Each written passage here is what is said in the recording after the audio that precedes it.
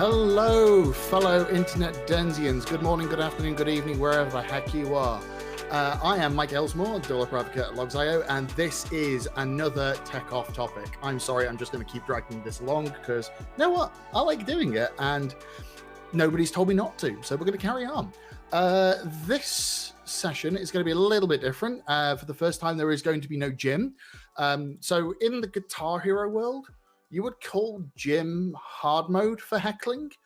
The person who's going to be joining me this time is what I would call expert mode. So I'm liable to be quiet for the first time in my life whilst I try to work out a internet-friendly way of responding without descending into a sweary mess. So I am now going to drag him in and let him introduce himself. Say hello. I'm saying hello, and thanks for the pressure, actually, of being an expert at heckling you. Yeah, I did do it a fair bit, but never to an audience. That was never the point, Michael. So, you know... That's a lie. We worked together. There was an audience. Yes, but not this type of audience. You know... Anyway, thanks for having me. As you said, my name's Lech, and... Well, actually, I didn't say. Say again? Actually, I didn't say. Actually, you didn't say. Yeah, thanks for that. Probably because you can't pronounce it, can you? There we go. Should we keep score? I think we should keep score. Yeah, no, because I don't have a big enough whiteboard. Yeah, okay, fair enough. But I think there's a scorecard somewhere near you, but we can maybe relate to that in a little bit later on. Yeah. But anywho, that's a bit of an in-joke. So yeah. We used to work together. That's how I know Mike. But by any stretch of my imagination, I do a lot of other different stuff. And by kind of normal standards and day-to-day jobs, I used to do project management. Now I focus more on workshop design and facilitation, mostly when it comes to cultural transformations within organizations, because that's what I really believe in, that we should, within our organization, create environments where people can do their best work, especially at times like these where kind of there's a lot of stress, anxiety, and all sorts of stuff going on. We should be addressing that, which we don't think we are. Kind of shoving it under the carpet a little bit, but I'm guessing we can talk about that, but other stuff as well. It will kind of come out in the wash throughout the show. Okay, yeah. Well, just as a thing, we have had comments already, and the entire thing is essentially a love of your beard, and it's connected to theirs. Well, thank you very much. I've been growing it myself, purely entirely out of laziness, because I can't be bothered to shave. I used to shave when I was much younger, when I was a teenager. Clean shaved a few times in my life. Couldn't be bothered. Then started, a 1 day stubble, a 2 day stubble, basically just grown into this, which is 4 weeks in the making, 5 weeks in the making. Can't be bothered. Which is ironic because I shaved mine down to stubble again this morning when I went, "Oh, you raggedy ass bastard."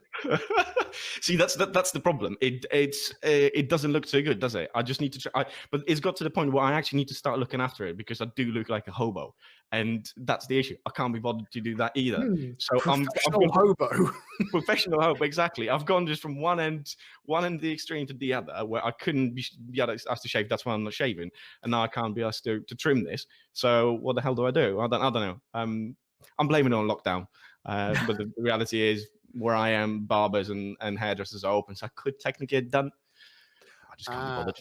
Well, as a pseudo brummy that you are, yep. I can happily tell you one thing. At the moment, Birmingham looks a little bit like Poland. Does it? Wow. Yes. Barely anybody on the streets and a little bit of snow. Wow. Well, you've got snow, I don't. And the bizarre thing is, where I am at this moment in time, I've got no snow. But friends living 10 miles away from me, they took their kids sledding the other day. Just as an FYI, we do understand kilometers here. Do you?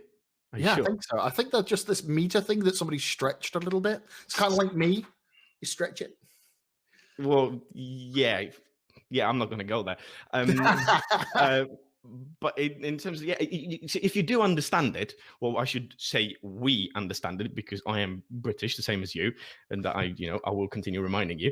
I think, why do we stick to that then? Why do we still stick to miles and yards And the worst one of all, and that really kind of grinds my gears, is when you look at fuel consumption in cars, miles per gallon.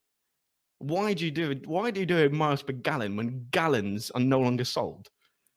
I know exactly why. I would love to be able to say why right now, but that's because it's one of the topics in our running order, and that will describe it freaking perfectly. Right.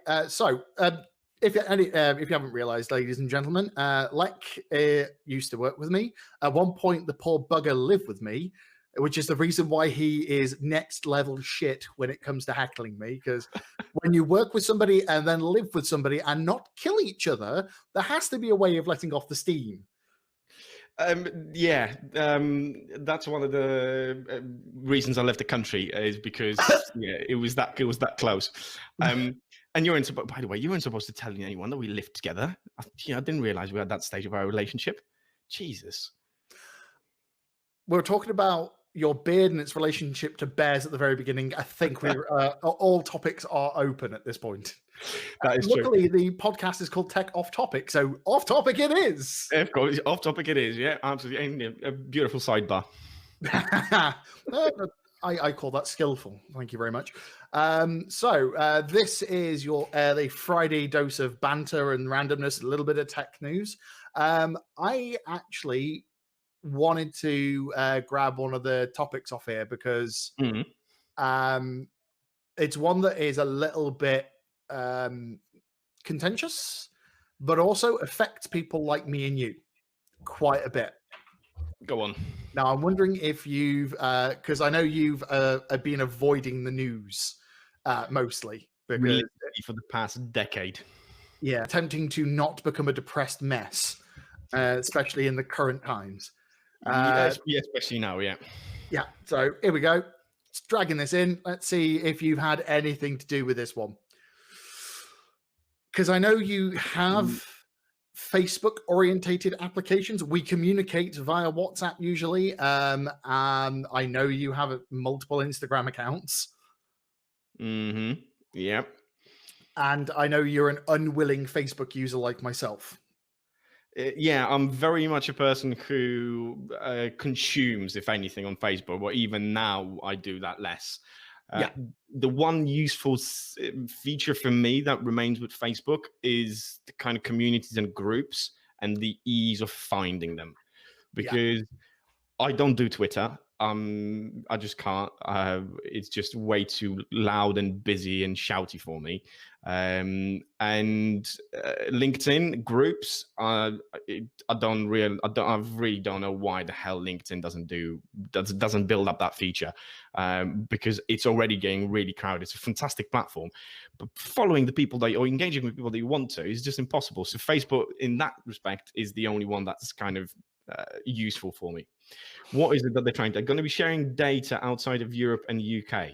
Yeah. Fabulous. So the general rule of thumb is all of the sub-brand applications owned by Facebook are now reporting information directly to Facebook. So WhatsApp, Instagram, Oculus, all those ones reporting directly to Facebook. Facebook then using that as a way to generate a single view of an individual and either target advertising on their platforms more accurately, because that's how they make money, or more importantly, the reselling and reuse of the data outside.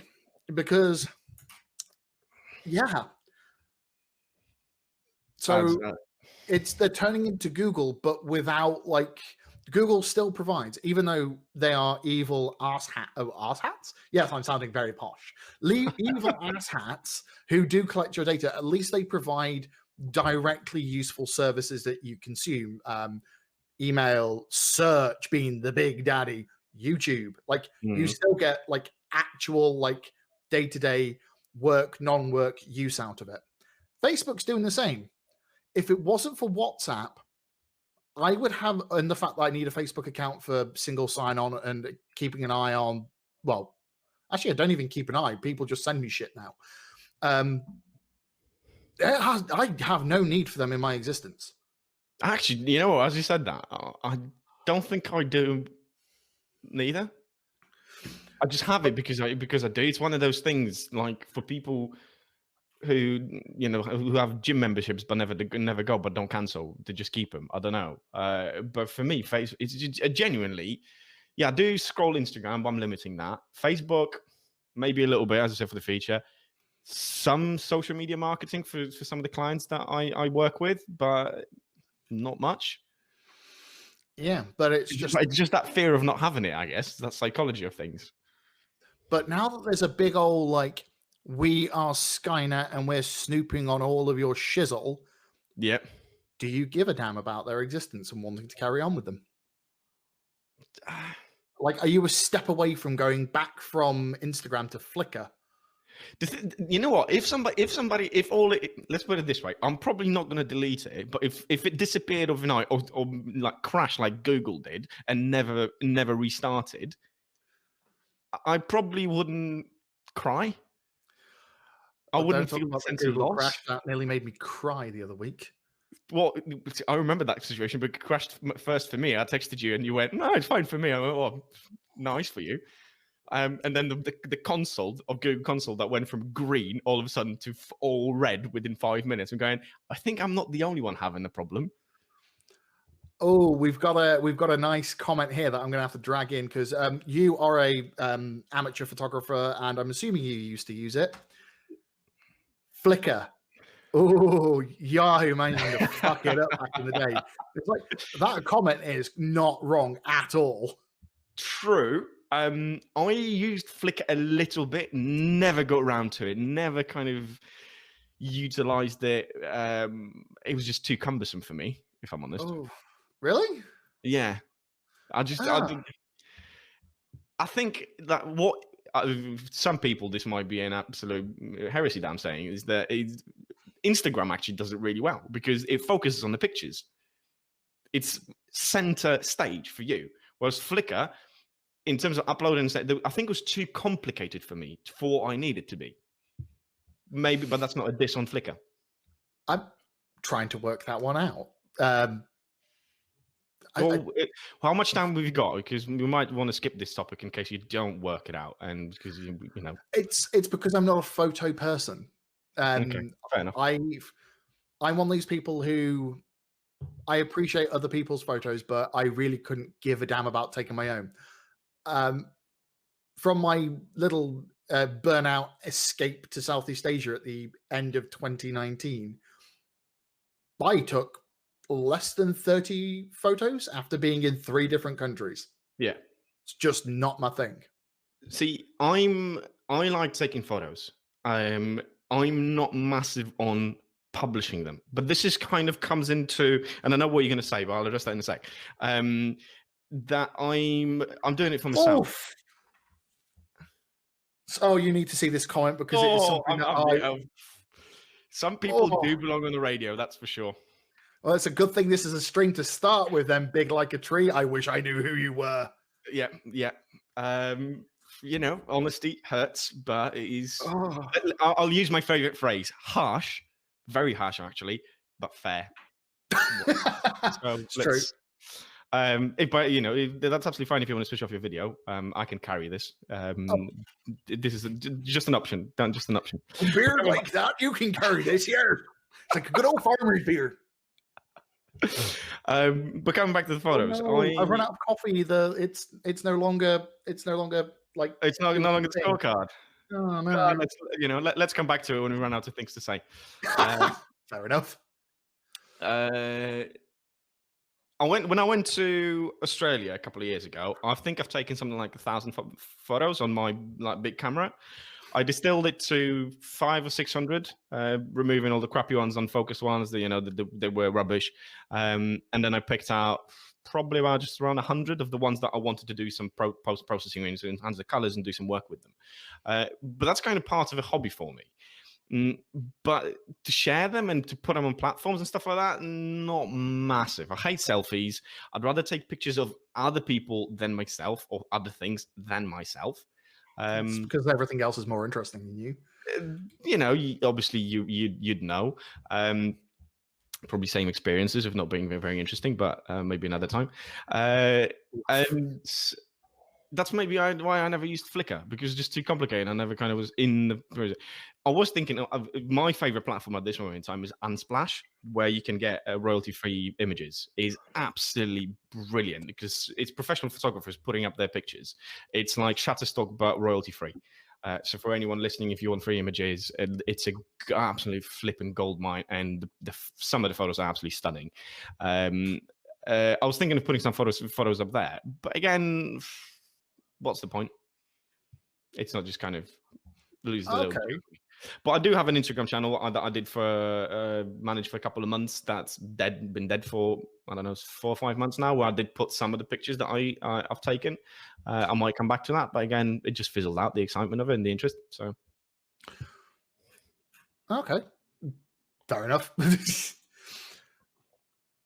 Yeah, I wish I was into photography and photography tech, because it is quite interesting. It's just a case of I like the tech side of things because I like image recognition. I actually I've been messing with DaVinci Resolve to be able to edit this podcast, the actual video footage of it.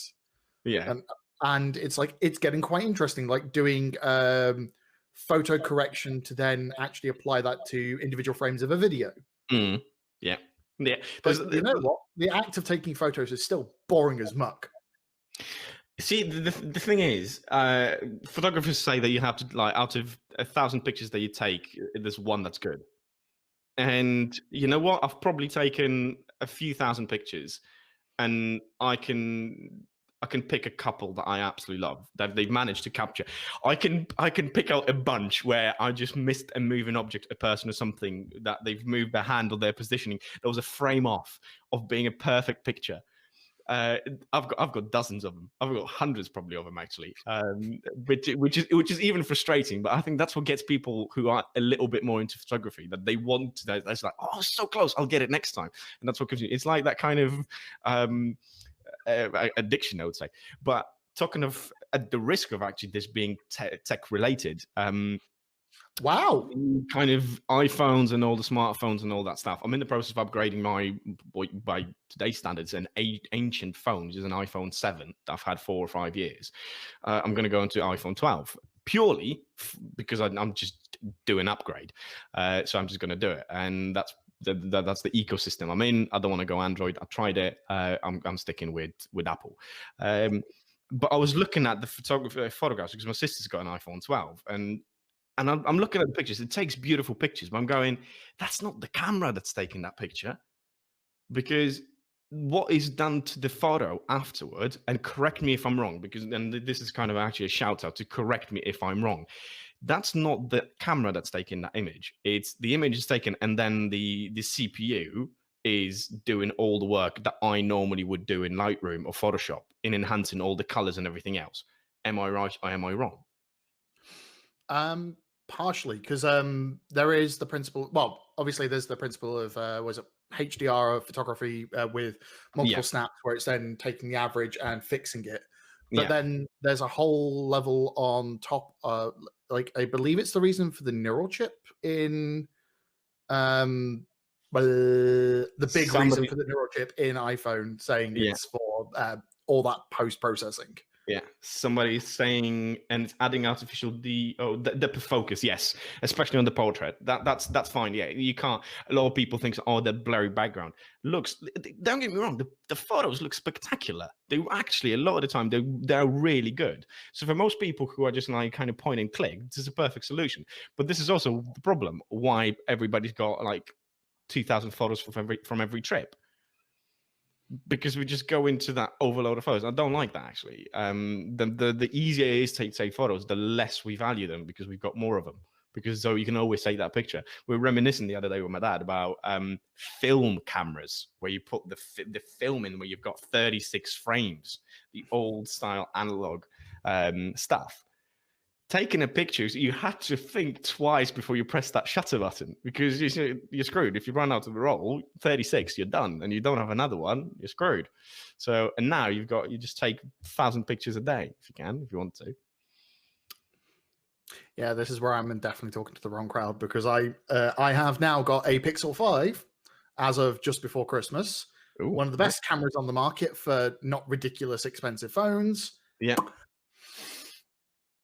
I've taken about 15 photos of things that aren't my food. Yeah, well, there you go. But the thing is like, why? There's this obsession with having the best camera. When I used to, and this it made me laugh. It was about 5 or 6 years ago when I was still working for an organization. I had a company phone. We had a Nokia 1030 or something, something or other, and it was bragging. Actually, rightfully, it did have a damn good camera. It was a 42 megapixel camera. It had, you know how everybody's complaining about the bump on the iPhones and the Androids at the moment, right? Yeah. Just look at it, the bump was the size of a kind of like that at the back of the phone. It was Hang on. Is that a camera or a phone at that point? Is that a camera with a phone attached or a phone with a camera on it? I did wonder that because it was back in the day when they had that stupid system called Windows or whatever it was on the phone. It was just the tiles. I'm sorry, but that was just the biggest mistake of an operating system that you can imagine. Ladies and gentlemen, I'm going to remind you now that it turns out that Lech is an Apple fanboy. I'm an Apple heavy user. Let's put it that way. What did I have? I had the Nexus 5, I think it was. Back when they were affordable and ridiculously good for the cheap price they were. You know what? I actually bloody liked it. I really did like that phone. Like the design, like the system. What I didn't, and I would separate Android and Apple users, just smartphones alike, to two groups. People who like to tinker and have settings in different places, and that works for them. That floats the boat. And people who just want an out-of-the-box thing. And they want to have the perception of freedom and choice that they can do whatever they want, but they actually still want somebody to take them by the hand and say, this is what you need to do, this is how you do things. And that's kind of Android Apple for me.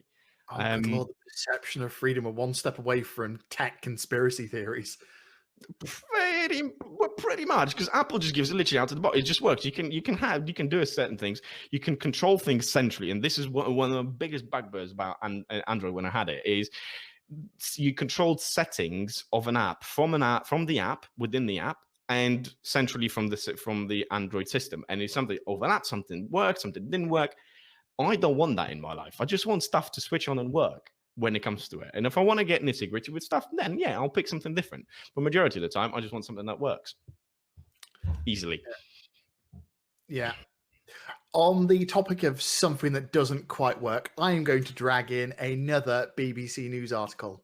Go on. And this one is it's going to cause a bit of a flame, like a little bit of like it's possibly going to make you angry is probably the wrong word, but yeah. Let's see what happens, ladies and gentlemen, when I share my screen again. Here we go. The Brexit deal mentioning Netscape browser and Mozilla Mail as part of the core tenants. Netscape is, for those of you who are, way too flipping young or weren't on the internet 15, 20 years ago, Netscape was one of the initial browsers. To be brutally honest, Netscape invented JavaScript. It's that old. And Mozilla Mail, not something that's classified as a secure mailing app. As well, and as part of this documentation, it included stuff like using the broken SHA encryption, which I can't even remember which one it is because nobody uses it. There we go, SHA-1 and 125-bit RSA, i.e. the ones that got hacked in like 2009 are now considered not secure. As a British and EU citizen, Lech, in that wonderful position where you get to sit cross-border, how the heck does that make you feel? Somebody copy and pasted a 20 to 30-year-old piece of law. I cried my eyes out. It was just so funny and so typical.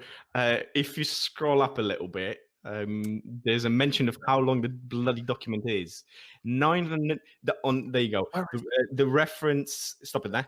The reference is page 921. I don't know how many pages the blade document has, but first of all, equally, absolutely, hands up for the person who's actually done it. Well done, really well done for you. And also, you poor soul to be reading 920 pages into a bloody document like that. No. Holy moly, it's 2,000 pages long. Do you want to be the person who was nerdy enough to know about this stuff and reading the document and realizing that just before the halfway mark? See, I really don't know. Maybe it was just somebody who was clever enough to do a Command F and type it in Mozilla or something like that, and Netscape. And to be honest, some of the stuff that's being mentioned to me is beyond my technical knowledge, so I actually don't know what this means. But it just cracked me up that this stuff actually happens, and just shows that we put documents together no one ever reads, and no one even thinks about this. But there's a more worrying thing. If there's shit like that in this document, what else fell through the cracks or they got wrong? Hang on, are you drawing a parallel between the Brexit deal and the Apple terms and conditions? There's a rumor that somebody read those once. I cannot believe anybody has ever, in their right mind, that wasn't paid to read it, has read that document. Yeah, well, maybe it's the same person that found this. God knows. I'm not going to find out. Okay, Apple's terms and cons, T's and C's, yeah, fine, mate. But any other T's and C's, who bloody reads those? 56 pages for Apple. I have never read, and I have been. Sorry, this is the iTunes specific one.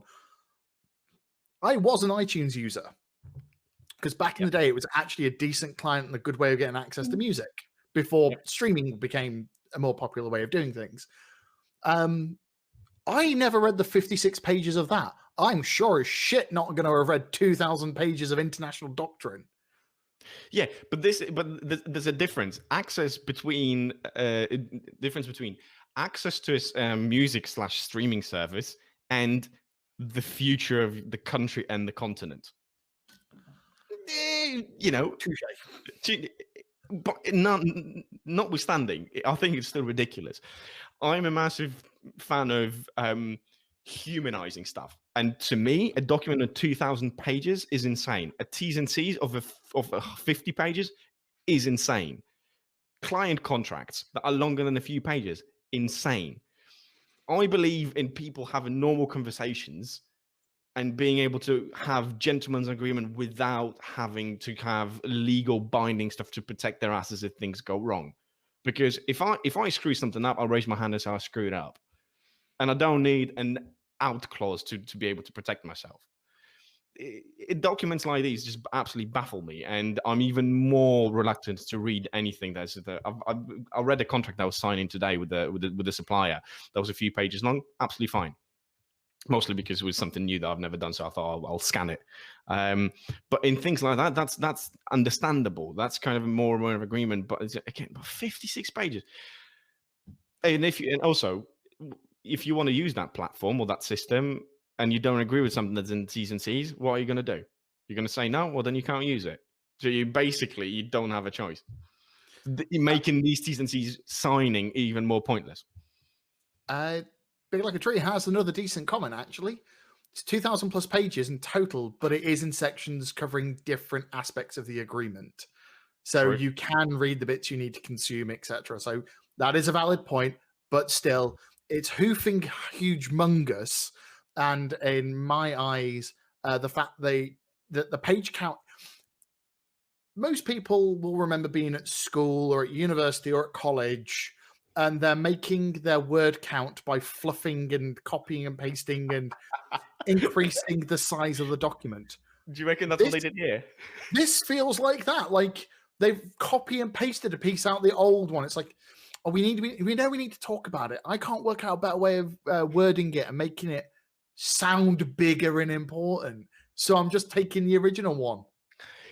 What do you reckon? Maybe this was an Easter egg. This is the halfway through the credits Easter egg. Maybe. Very unlikely that any of my lecturers from university will be listening to this. But if they do, hello to all of you.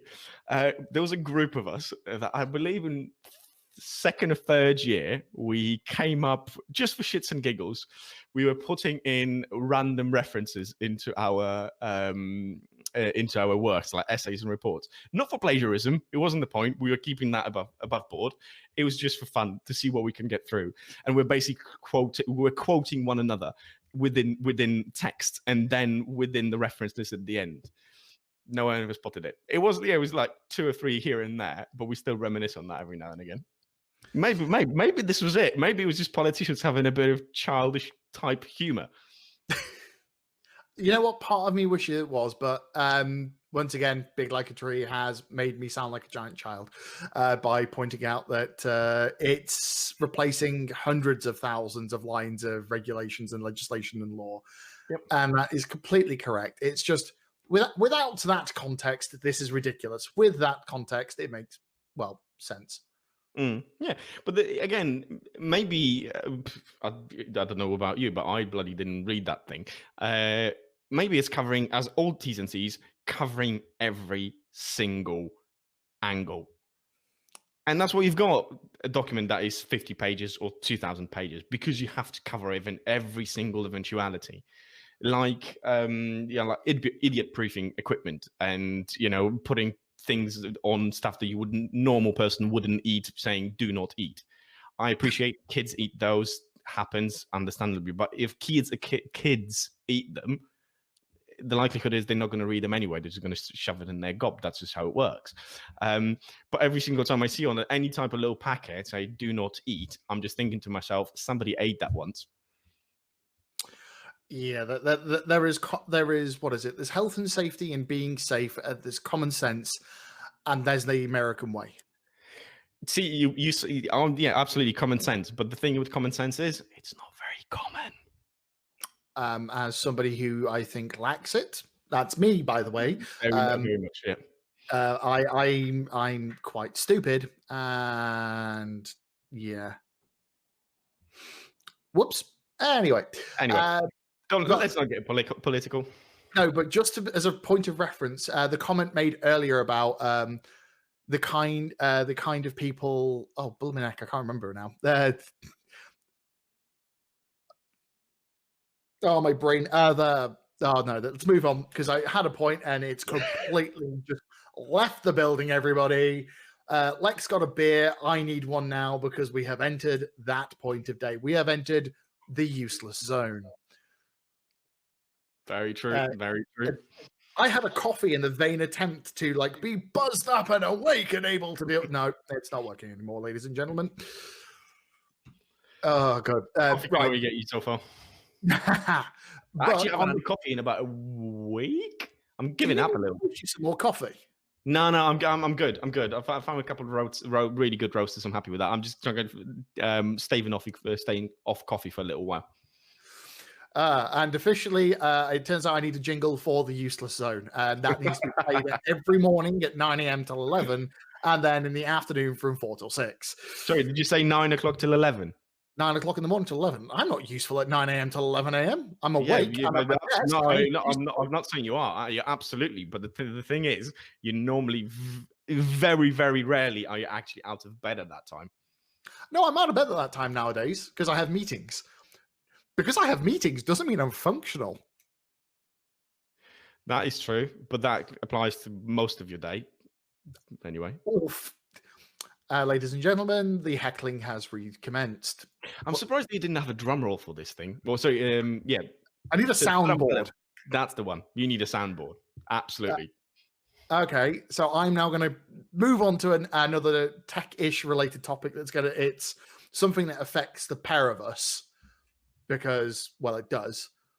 At the very beginning of 2020, me and we're working together at a company, and we got laid off. We became sacked. As well as quite a few. I just want to put it out there to whoever did that for us. Thank you. I think I came up with sacked, actually. Yeah, you did come up with sack. Yeah. Actually, did it? Well, whoever the WhatsApp group was, I was referring to the fact that we actually got sacked. And to the people who did that. Oh yes. Although we kind of did know that, we weren't sure. There were people who made mistakes in booking their calendars and making it visible to everybody else. Clerical errors, shall we say? Yeah, But yeah, exactly. A bit of show and tell. So yeah, but I'm grateful. I'm far better place, and I'm sure you are as well, and everybody else that was. We're actually oh, yeah. we're coming up to an anniversary in a couple of weeks, isn't it? Yeah, it's one of the reasons why I was starting. That was the beginning of this story. So we got laid off, and me and Lech had already been looking to move on anyway. So we'd both been job hunting, trying to find a better fit because it stopped being a good fit for a little while for us. Which is the reason why Lech is quite happily smiling if you can't see him. That it ended up being a good thing for us because he's not wrong. In reality, great thing for us to get fired. Well, let go. Made part of a permanent outsourcing program. To quote the Emperor's New Groove, I think. Yeah. But we both wanted to move to a non-traditional office-based job. We both wanted to be more flexible, both on the road, wanting to travel, So we both ended up in positions. I went into full-time DevRel again, so meant to be on the road at conferences, giving workshops, lectures, etc. And Lech moved into to begin with, initially, a bastardized product management and workshop stuff as a consultant. Thank you for the words bastardized. Well, you kind of just did bits of all of it and made a business out of it. Yeah, pretty much. But that actually is very, very reflective. And that's why I'm so grateful for it. Because for many years, don't get me wrong, I loved what I did. I did project management. I did marketing for many years. I did event management, and I had a blast. I've seen things grow, and I was able to add value to the people I was working with, but also the kind of customers that I was doing this for. But I was always this one thing. But I was actually getting involved in all sorts of stuff. And that is just reflective of me. I'm a generalist. I'm not a pure 100% expert at one thing, but I'm pretty damn good at a lot of things. And they vary from being a podcaster to being a project manager to being a teacher to being a workshop facilitator, all sorts of things, where there's kind of a lot of multiple skills involved. And that thing was lifted when we got sacked. I was no longer a project manager. I wasn't slotted into that one thing. That's why it just burst out as all sorts of things. Also, it was the reality of having to basically have some money coming in. So it was the result of that. So you just grab at anything out there. And it has evolved, yes, because I latched on to something that I did. Project management for the first few months, but then I moved more into what the stuff that I do now. So workshops, design, facilitation, leadership coaching and things like that. And now I'm narrowing down a little bit because that's kind of the route I want to go down. But that still has a lot of elements to it: the podcast, the webinars, all sorts of stuff. But yeah, that's kind of the reality of things. Now, this is the point I actually want to get to. So we both had this career change. We both had it specific reasons of wanting more freedom. And personally, I wanted to be on the road more. You just wanted to be the master of your own destiny.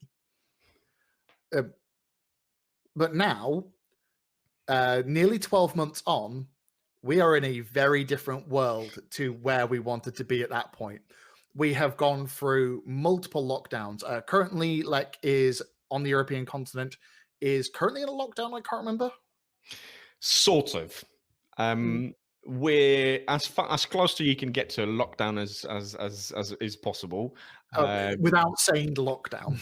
But without saying not so, but I think it's mostly because of the legislation in Poland that actually prevents it from it being called a full lockdown, which is, I believe, again, people can correct me if I'm wrong, linked to the constitution in Poland, that they can't actually enforce it fully, the same as the way they can do in the UK by passing legislation. So we are able to move around, walk around the streets, but majority of things are closed. Restaurants have been closed for like 4 months.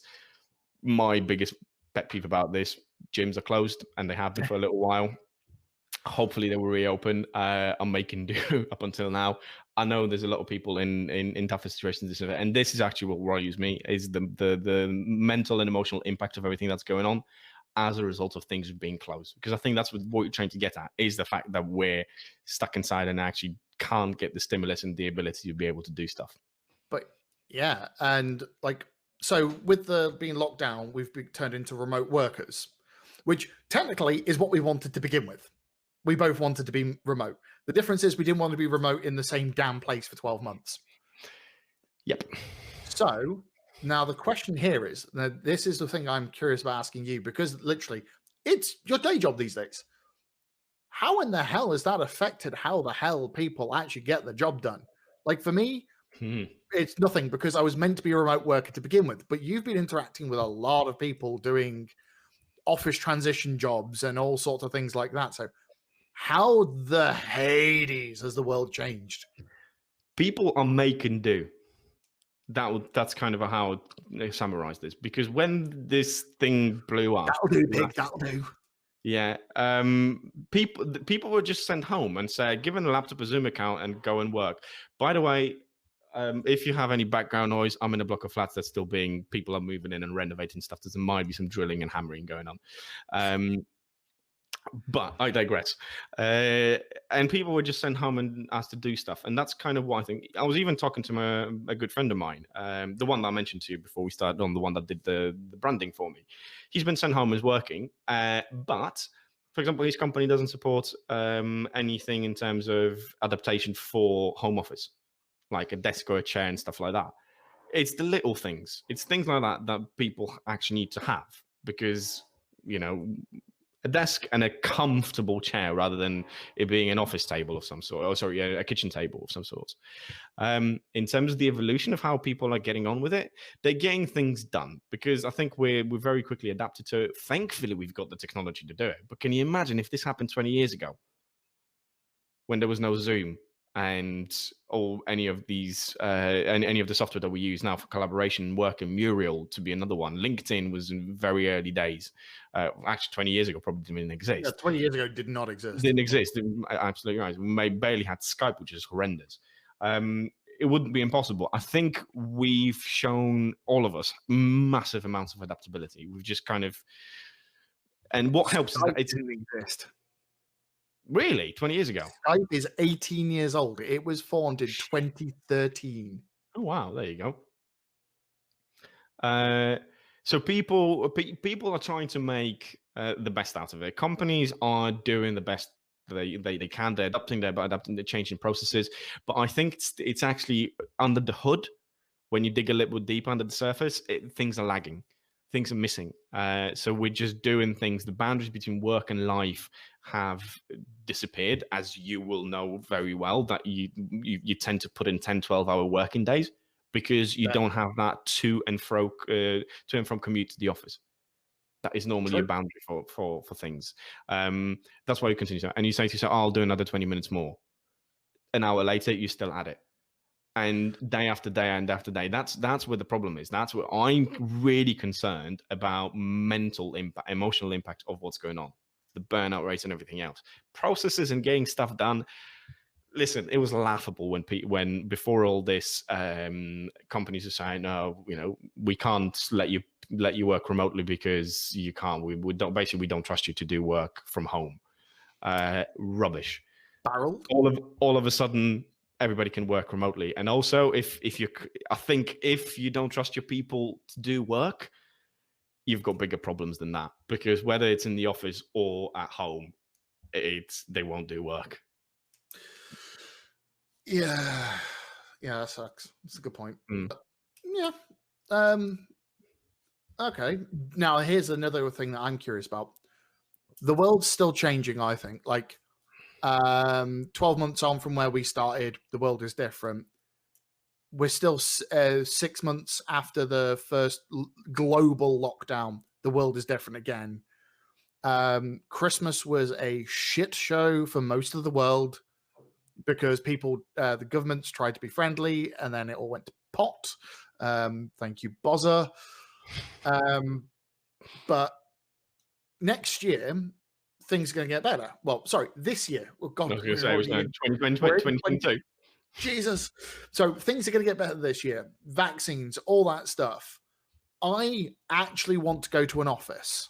As a remote worker, I want to go and work in an office so I can be around people and shout at them and laugh. That is not the position I thought I would be in 12 months ago. What do you think is going to happen there? Like, because offices are like, there's going to be restrictions like we're only allowed one person per 5 square meters or certain other weird ass restrictions. Like, how the hell are we going to get social buzz? Because, not going to lie, Zoom calls keep me sane, but they don't make me feel better. I know what you mean. A lot of people, I'm actually having conversations with a lot of people saying they can't be bothered. Zoom fatigue is way too real. Just people going like, I can't be bothered to be on camera. Can you just call me on a normal phone? Because we can chat as I go for a walk. And you know what? I think that's very healthy. Hence, brilliant. Let's do that. I'm pretty certain we're going to go into a hybrid model. Because the same as in the position that you are in, where you are craving that social interaction, majority of people are going to be in that position. Also, it's easier and quicker to get things done when you see somebody in person. Also, you want to break out and go out from. Just so you can see why me and Lech are laughing. Big Like a Tree has said, even when COVID is all over, I'd like everyone to stay 2 meters away from me. To be brutally honest, that's how I feel about most people because I'm an extrovert but hate people. But I still want to be able to shout at them. Yeah, but the thing is, you don't have to be within 2 miles of a person to shout at them. They will still hear you. Thank you, Heckle. Seriously, scoreboard was needed. Yeah. Oh no, actually, I don't think it was. Actually, everybody knew it was going to be a blowout. By the way, have you still got the megaphone? I never got it when we got canned. Remember? Oh, damn it! As far as gifts go, I think it was brilliant. I would have gone one step further, and instead of getting you a megaphone, I would have got you a muzzle. Ladies and gentlemen, I am naturally considered the loudest person in the room. I think that's normally like in pretty much every room. I'm the loudest person. Let me translate that for people who might have not fully understood what Mike meant in between the words. If you live in the vicinity of Birmingham in the United Kingdom, you probably would have heard him. And as mentioned in the holiday roast of gifts episode of this podcast that we did at the end of last month, because that was the end of Christmas, somebody Secret Santa'd me a megaphone. Do not give the loud person a device that amplifies their voice.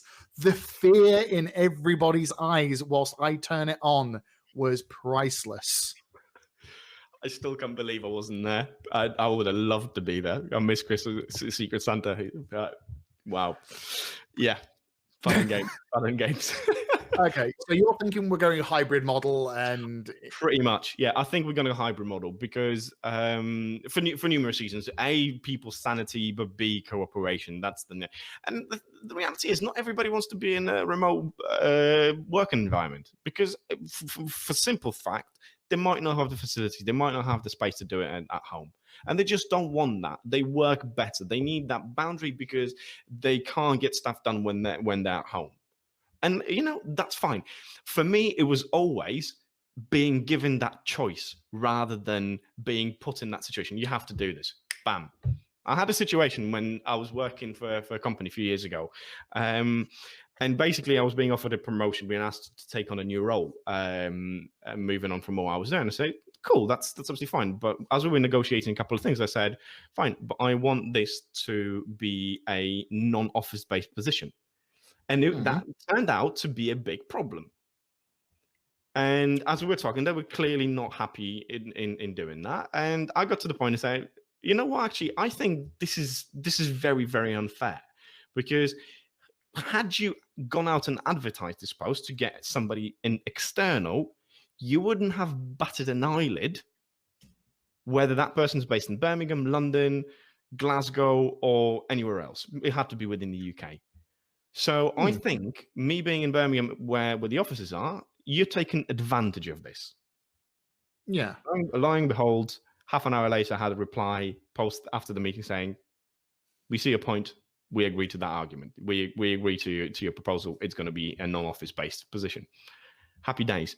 But I was just wanted that choice. I would still probably have gone into the office most times of the week. It's just having that thing when I wake up in the morning and say, actually, you know what? I don't need to be in the office today. Traffic is horrible. I don't want to be wasting my time because this is what going to the office is just a waste of time. I admire people who commute longer than half an hour to work. I really do. But I also think you're bloody wasting your time. If you think about how many hours a year that is wasting, it's just insane. Here's the ironic thing for you, dude. In our previous job, did you know I had negotiated for a 100% work from home? I know you had the flexibility. Yep, I had 100% work from home, but not work remotely. Because it turns out the wording in that contract is very specific. Work from home dictates that wherever you give your company the home address is where you are based. Fair enough. So if I had buggered off to Scotland, same time zone, would have been fine. Whenever I tried using that and going abroad for a conference, there was always a little bit of contention, shall we say, because you're 2 hours ahead. Why are you finishing work at 3 p.m.? Because it's 5 p.m. for me, mate, and I want a flipping beer. See, okay, I'll take a stand here that actually, first of all, it doesn't matter where you are, providing you do your work. Yeah. I don't believe in the type of management, which is basically micromanagement, when you have to. For me, where you are, what you do, and how you do stuff, I don't care. As long as it gets done.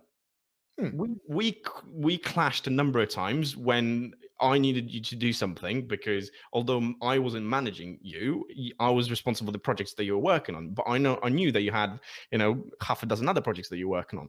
I don't care where you do it and how you do it, as long as you do it as we agreed. That's fine. Whether if you decide then to go abroad, that's fine. But I think you do have to take a little bit of responsibility and ownership for the fact of, okay, fine, I'm in a different time zone, I'll adjust. I'll work within the time zone of my organization.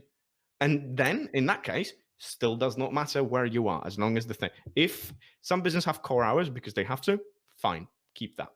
If they don't, that's a different story. But if they do, if you decide to go away, you have to. But I don't see this being a bone of contention for anyone. I think it's that organizations there's an inherent lack of trust, and we try to control things for the sense of feeling in control. And if 2020 things showed us anything, is that no matter how much you want to be in control of stuff, you're not. Everything's flipped on its head. Okay. Right, let's get on to a different kind of angry topic. So, I can't remember because I knew you before you were a little bit fascinated, but what is your current thinks of our Lord and Savior, the world's richest man, Elon Musk? What's my opinion of him? Or what's my... I'm interested in the guy. Let's put it this way. I've been reading a fair bit about him, his thought processes, how he does stuff, and I'm very intrigued. I think in general, I've got a positive attitude to him, what he's trying to do, and kind of his missions.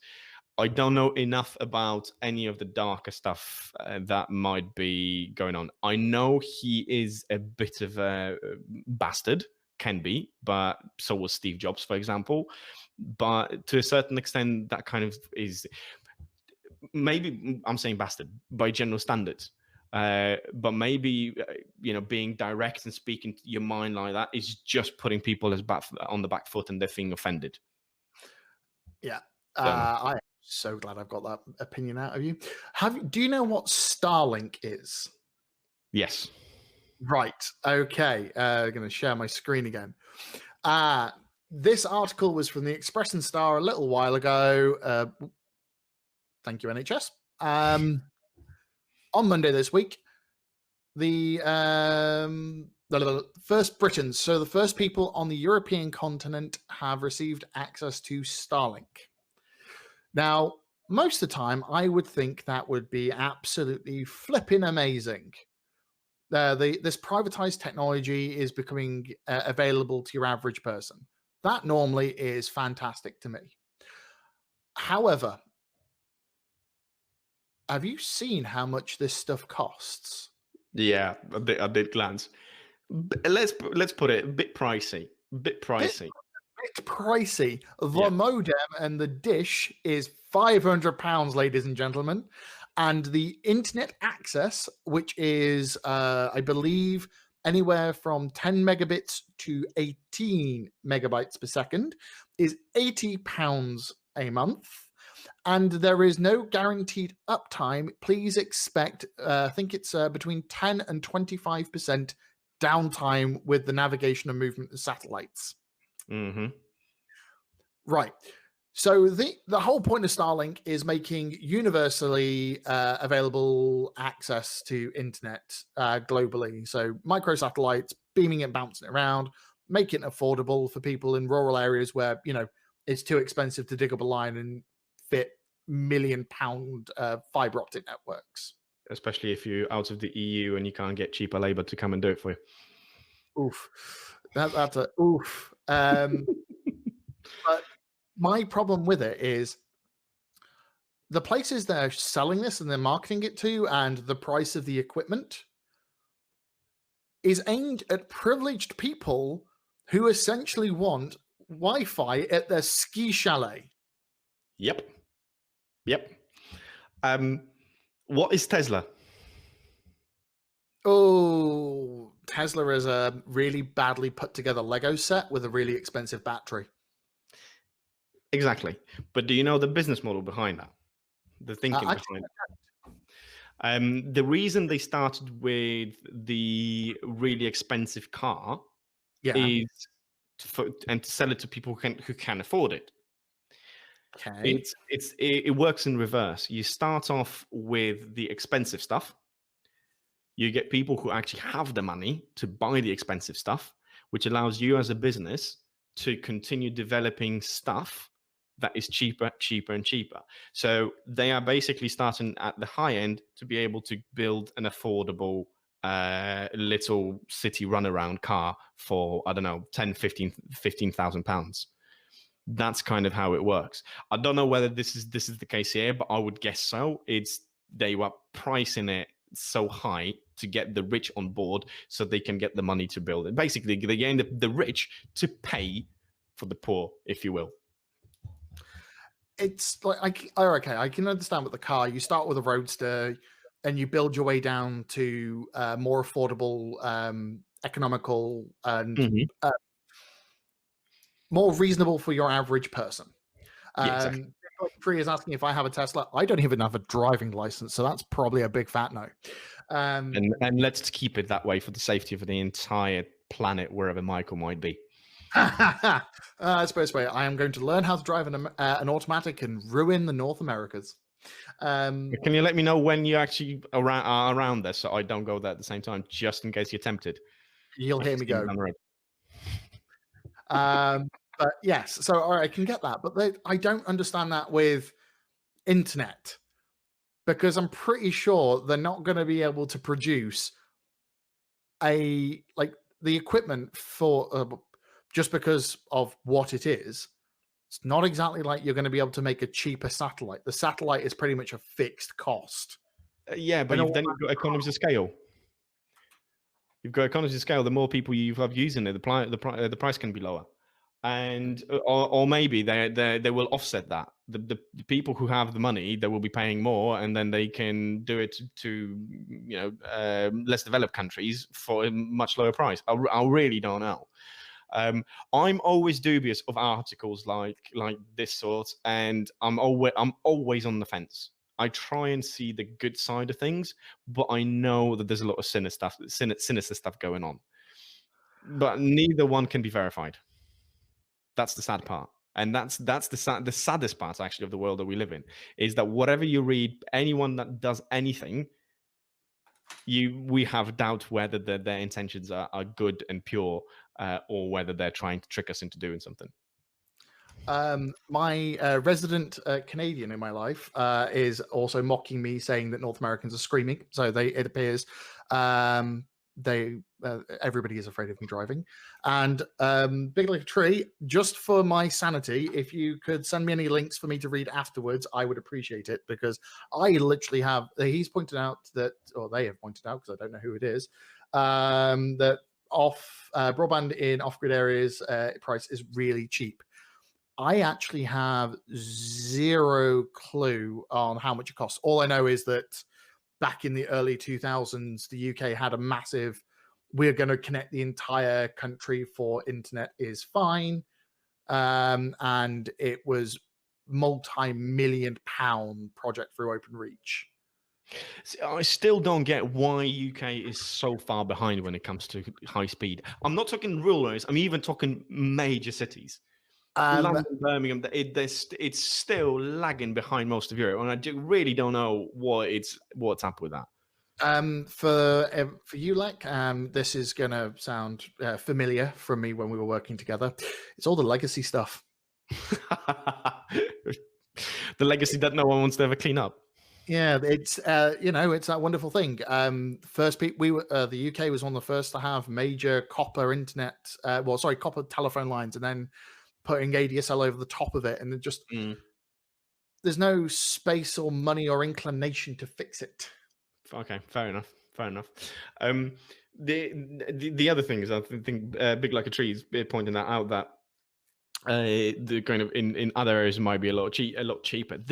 Coming back to the news situation, one of the main reasons I don't look at news, no matter what the source, I will read it every now and again. Things come my way, I'm not ignoring it, but I'm not going out of my way to do it. It's because it's very subjective. People will quote data and prices and information to suit their argument.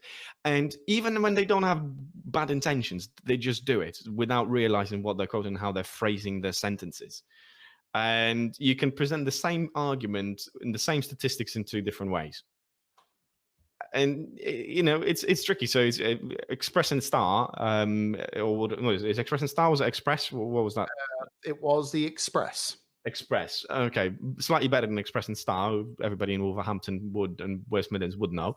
But it's still, arguably not the most kind of news oriented in terms of it being the most kind of legit and not for shock and awe kind of argument, but nonetheless it's still information. So it just takes too much time to dissect what is true, what is not true, and how much it actually where things are. Yeah. Oh, I hate when you're being reasonable. It makes it really hard. So it's always easier to annoy you or react to you annoying the heck out of me rather than when you're being reasonable. Yeah, that's